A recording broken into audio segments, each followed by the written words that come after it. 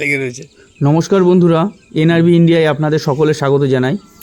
আজ আপনাদের যে করলা চাষ সম্বন্ধে জানাবো, খুব সুন্দর ধরন হয় এবং একই সাথে আমরা দুটো ফসল একসাথে তুলি। সেই রকমই একটি চাষের সম্বন্ধে আপনাদের একটি সাধারণ আইডিয়া দেব। দেখেন, আমরা ফেব্রুয়ারি মাস নাগাদ আমরা শসা এবং তার সাথে করলা কিন্তু একবারে রোপণ করি। প্রথমে শসা উঠে যায়, শসা 20 দিন হোক 25 দিন হোক হলো, তারপর থেকে কিন্তু করলা স্টার্টিং হয়।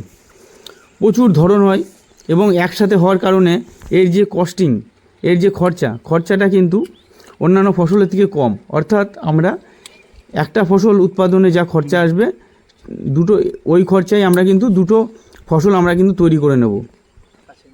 আর ঠিক এই চৈত্র মাসে গরমে কিন্তু এই উস্তে অন্যভাবে কিন্তু চাষ করতে পারবেন না।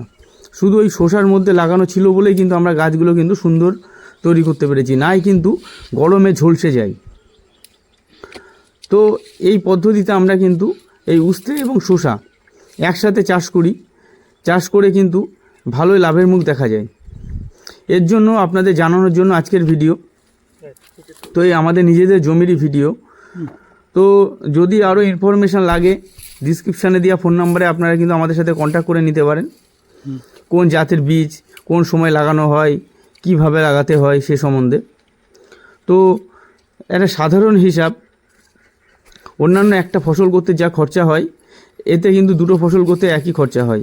আবার আমরা কি করব, এর ভিতর দিয়ে কিন্তু আমরা আবার ঘাস পোড়া দিয়ে এর মধ্যে আবার বরবটি কিংবা মেটে আলু, অনেকে লাফা লাগায়, সেগুলো কিন্তু এই আল দিয়ে আবার লাগিয়ে দেওয়া যাবে। এই একই মাচার উপরে টোটালি 4টে ফসল হয়। প্রথম হলো শসা হবে, শসা শেষ হয়ে যাওয়ার পরে করলা বা করলা উঠতে হবে। করলা উঠতে শেষ হওয়ার কিছুদিন আগে থেকে ওর ভিতরে বরবটি বা লাফা লাগিয়ে দেওয়া হয়। লাফা শেষ হওয়ার আগে এর মধ্যে দিয়ে চাল কুমড়োর চারা বাড়ি থেকে তৈরি করে এনে আবার এর মধ্যে বসিয়ে দেওয়া হয়। সেক্ষেত্রে দেখা যায় যে 1 বছরেরও কম সময়ে আমরা কিন্তু 4টে ফসল উৎপাদন করা সম্ভব একটা জমি থেকে। তাতে কি হয়, কৃষকের যে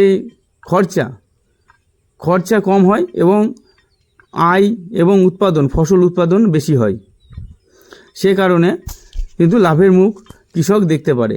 আমরা কিভাবে কোটিপতি হওয়া যায়, কিভাবে লাখো লাখো টাকা কামানো যায় সেটা না, আমরা এখনকার বর্তমান সময় অথবা বর্তমান বাজারে কিভাবে একটা কৃষক বা কৃষকের ফ্যামিলি নিয়ে সুখে এবং সব রকম আশা আকাঙ্ক্ষা পূরণ করে কিভাবে বেঁচে থাকতে পারে, আমরা কিন্তু সেদিকে হিসাব করে চলি।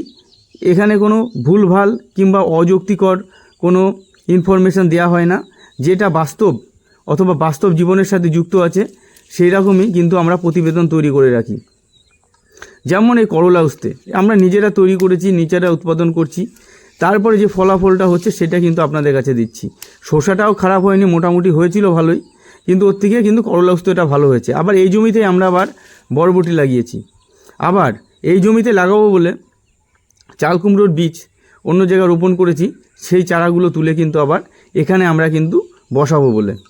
তাহলে আমরা কি করব, একই সময়ের ভিতরে অথবা একই সময়ের একটু অধিক সময়ের ভিতরে আমরা কিন্তু পরপর 4টে ফসল, জমিটা কোনো সময় মার যাবে না, সবসময় জমিতে ফসল থেকেই যাবে। সেই রকমই কিন্তু চিন্তাধারায় আমরা কিন্তু চাষ করছি। তো আজকের মতো এ পর্যন্ত, নমস্কার।